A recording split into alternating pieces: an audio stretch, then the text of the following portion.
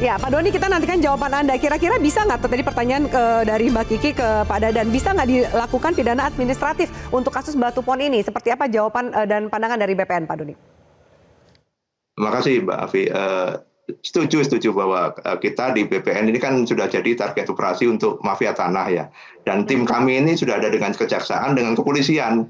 Jadi nanti harapannya itu bisa lebih cepat lah. Kalau biasanya kan dari kepolisian dulu, kemudian baru masuk kejaksaan. Ini enggak. Jadi dalam kelapangannya itu sudah ada tim dari kejaksaan maupun kepolisian. Jadi nanti P21-nya lah kalau istilahnya itu lebih cepat. Satu itu. Terus kemudian kedua, ya kita juga pesan-pesan tuh sama dari tim kami ini.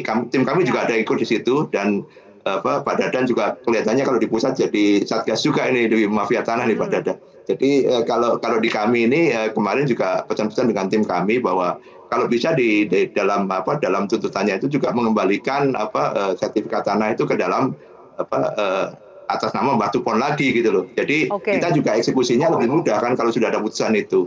Jadi kami ngejarnya segitu. Jadi saat ini kita akan berusaha supaya dari tuntutan maupun ini tuh kita juga langsung bahwa ada amar putusan yang kelihatannya langsung karena memang ini ada pidananya dan ini kembali ke tangan Batu Pon untuk sertifikat. Baik. Mungkin begitu untuk ini ya, Mbak Afi. Baik, Pak Dadan mau menanggapi termasuk juga tadi statement dari Mas Rian, sepertinya susah gitu melawan mafia ini.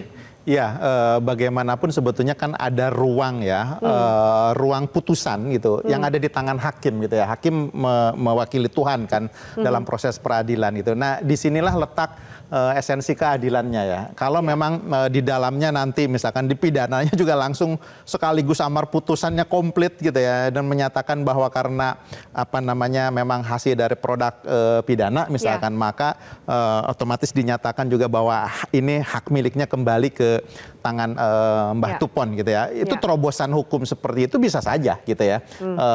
Bisa saja muncul mungkin filosofi hukumnya tadi Pak Rian menyatakan seperti Pak Mahfud bilang mungkin bisa seperti saja. Itu. Tapi itu kan ada di kepala hakim ya sebagai pemutus gitu ya. Baik. Nah, meskipun nanti ada proses-proses ya, namanya peradilan kan memang tentu masing-masing pihak banding dan sebagainya. Tapi menurut saya sih problemnya, saya ingin mengingatkan kepada publik bahwa banyak modus ya mafia tanah, tidak sekedar proses jual beli gitu ya, tapi juga ada proses pengadaan proyek pemerintah gitu ya, atau proyek swasta juga yang kadang mengatasnamakan ini atas restu pemerintah dan sebagainya. Itu di situ ada celah-celah gitu ya untuk orang-orang yang punya niat jelek itu mempermainkan masyarakat yang tidak tahu.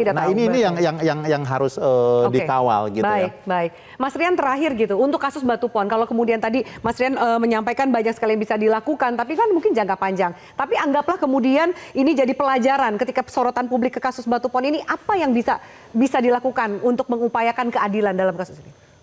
Ini nanti leadernya aja ya. Pak Doni. Jadi Pak Doni buatlah ini sebagai satu kasus nasional khusus Jogja dan selesaikan dengan baik dan adil. Kenapa seperti itu? Sangat mungkin. Jogja itu punya raja. Sangat dihormati, gunakan itu. Kalau ini berhasil akan menjadi jurisprudensi nasional. Jadi sekarang kita sangat berharap pada Pak Doni sebagai pahlawan di era modern, Pak. Kita dukung Bapak ini, Pak. Oke, baik. Terima kasih banyak Mbak Kiki, Pak Doni. Kita nantikan update terbaru dari perkembangan kasus ini. Semoga keadilan bisa berpihak kepada yang berhak. Dan Pak Dadan, terima kasih banyak. Mas Rian, terima kasih banyak untuk diskusi kita. Kita kawal bersama proses hukum ini. Jelajahi cara baru mendapatkan informasi. Download Metro TV Extend sekarang.